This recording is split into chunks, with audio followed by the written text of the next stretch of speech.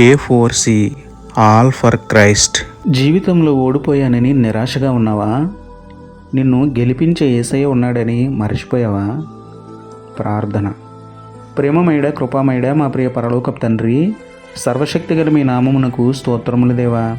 అయ్యా, నిత్యము ఎదురయ్యే సమస్యల వలన జీవితంలో ఓడిపోయాను అనే నిరాశతో బ్రతుకుతున్న వారిని బలపరచండి, మీ ధైర్యంతో నింపండి నాయనా.